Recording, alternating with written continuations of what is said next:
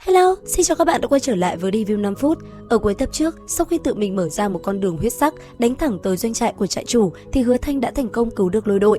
Kẻ chủ mưu cũng đã bị hắn hành cho ra bã, còn kết cục của những kẻ liên quan sẽ như thế nào? Lúc này đây, khi chứng kiến tên thống lĩnh của tiểu đội dạ cưu ra đi trong trạng thái không toàn thây thì trại chủ cũng đã giải độc xong. Ông ta nhìn Hứa Thanh rồi tỏ vẻ bình tĩnh nói: "Tiểu hài tử, chuyện này cứ như vậy dừng được chưa? Lôi đội ngươi đã cứu đi, người này cũng đã tử vong, giữa ta và ngươi không cần thiết tiếp tục tử chiến.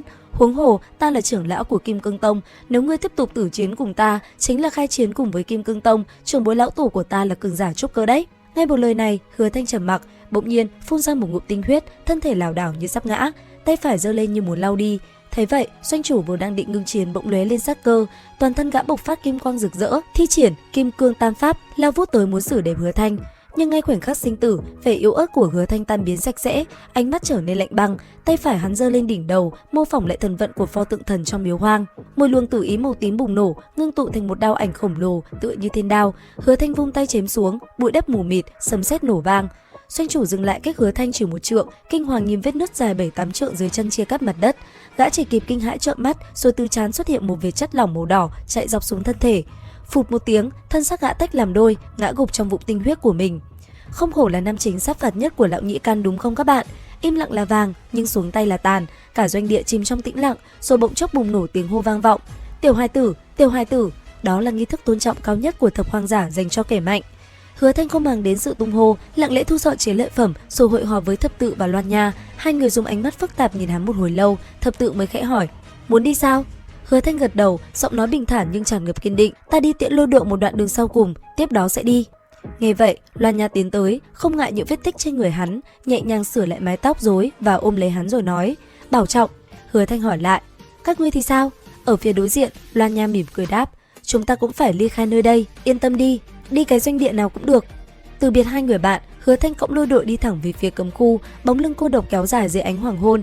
Phía sau, Loan Nha tiếc nuối vì chưa biết tên hắn, nhưng thập tự chỉ đáp: "Chắc là sẽ gặp lại thôi, cái tên cũng không trọng yếu lắm." Trong rừng rậm u tối, lôi đội bất ngờ tỉnh lại lần cuối, ông thì thào nói về giấc mơ thấy người vợ đã khuất. "Tiểu hài tử, ta vừa mới mơ một giấc mơ rất tuyệt. Tiểu hài tử, ta sắp không chịu nổi nữa rồi." Đến dưới cái gốc cây đại thụ quen thuộc, lôi đội lại yếu ớt nói: "Tiểu hài tử, có rượu không?" Sau khi uống ngụm chất lỏng vừa cay đắng cuối cùng, lão nhân mỉm cười mãn nguyện vì có người chôn cất, rồi chốt hơi thở cuối cùng, thanh âm yếu ớt nhìn về phía xa vang lên: "Đào Hồng, ngươi tới đón ta sao?" Vậy là Hứa Thanh lặng lẽ chôn cất lôi đội cùng viên kẹo ngọt duy nhất của mình, dập tắt sự non nớt cuối cùng trong lòng. Hắn chính thức trở thành một con sói đơn độc thực thụ. Rời cấm khu, hắn định đến thành Lộc Giác để gia nhập Thất Huyết Đồng, mượn thế lực này khắc chế Kim Cương Tông. Tuy nhiên trên đường đi, hắn phát hiện các trưởng lão Kim Cương Tông đang dùng phù bảo truy tung hồn phách. Biết không thể đến thành Lộc Giác an toàn, hắn quay ngược trở lại cấm khu. Lúc này, một vị đại trưởng lão ngưng khí tầng 9 cưỡi phi hành phù đuổi tới, liên tục oanh kích thuật pháp từ trên cao. Thanh âm gã ta phấn khích quát lên: "Oát con, rốt cuộc cũng tìm được ngươi rồi, nguyên lai là ngươi muốn tới nơi này." Hứa Thanh bị động chịu đòn, nhưng hắn nhẫn nại chờ đợi thời cơ. Khi đối phương lơ là, hắn tung ra thiên đao chém nát một chân của vị trưởng lão kia, khiến gã kinh hãi thốt lên: "Lão tổ nói không sai, tiểu hài này quá tà môn." Ngay lúc Hứa Thanh sắp vào được cấm khu, một cỗ uy áp kinh người ập đến. Lão tổ Kim Cương Tông với tu vi trúc cơ đích thân xuất hiện với hư ảnh hộ pháp khổng lồ sau lưng. Thấy vậy, Hứa Thanh lập tức ném ra hàng loạt hắc đan thu hút dị chất, tạo thành một cơn thủy triều dị chất và khói độc ngăn cản bước chân kẻ địch, rồi lao vào tòa thành trì đổ nát quen thuộc. Lão tổ Kim Cương Tông cùng hai vị trưởng lão đuổi theo vào thành, nhưng ngay khi bước vào, lão ta đụng độ một nữ nhân mặc váy trắng không mặt, trên váy có vô số gương mặt đang khóc. Kinh hãi trước thực thể này, lão tổ tạm thời lùi bước, nhưng vẫn phong tỏa thành trì. Trong lòng lão quyết tâm, tiểu tử kia chỉ là ngưng khí, sống phải thấy người, mất phải thấy xác. Trong khi đó, Hứa Thanh trốn trong hang đá bí mật, dốc toàn lực đột phá Hải Xuân Quyết lên tầng 7. Khi hư ảnh khôi sau lưng hắn mọc ra hai sừng, sức mạnh tăng lên gấp đôi, hắn bắt đầu cuộc đi săn ngược trong đêm tối. Hứa Thanh phục kích hai vị trưởng lão đang bị dị thú truy đuổi, hắn tung một quyền toàn lực kết liễu tên trưởng lão bị thương chân, đấm nát đầu gã ngay trên không trung. Tên trưởng lão còn lại hoảng sợ bỏ chạy, nhưng lại đụng trúng nữ nhân không mặt. Tiếng khóc của gã hòa vào chiếc váy, biến thành một gương mặt mới trên đó, đúng là mất không toàn thây. Phát hiện đệ tử bị hạ sát, lão tổ Kim Cương Tông gầm lên: "Quần lấy tiểu tử kia, chờ ta tới." Dứt lời, lão điên cuồng truy đuổi. Hứa Thanh dùng hắc đan kích động dị chất tại phủ thành chủ, đánh thức một con quái vật cây khô khổng lồ và dẫn dụ bầy người dơ dị biến tấn công lão tổ. Nhân cơ hội đó, Hứa Thanh bỏ chạy, nhưng lại đụng mặt nữ nhân không mặt.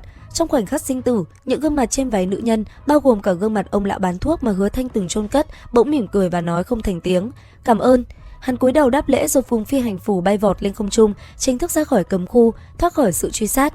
Nhưng Hứa Thanh không chọn chạy trốn ngay, hắn quay ngược mũi nhọn, bay thẳng về phía Sơn môn Kim Cương Tông đang trống rỗng. Đến nơi, Hứa Thanh giải độc phấn che kín bầu trời, rồi lao xuống như thiên lôi, tàn sát đệ tử Kim Cương Tông và ném hắc đan khắp nơi, biến tông môn này thành địa ngục dị chất.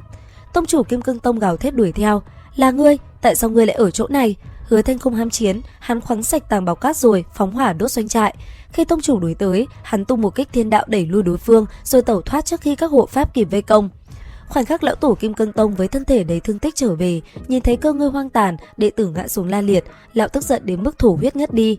Cũng trong lúc đó, Hứa Thanh đã đứng đại truyền tống trận ở thành Lộc Giác. Trong ánh chiều tà, hắn lạnh lùng nhìn về phía Kim Cương Tông lần cuối, giọng nói thì thào vang lên, "Hẹn gặp lại."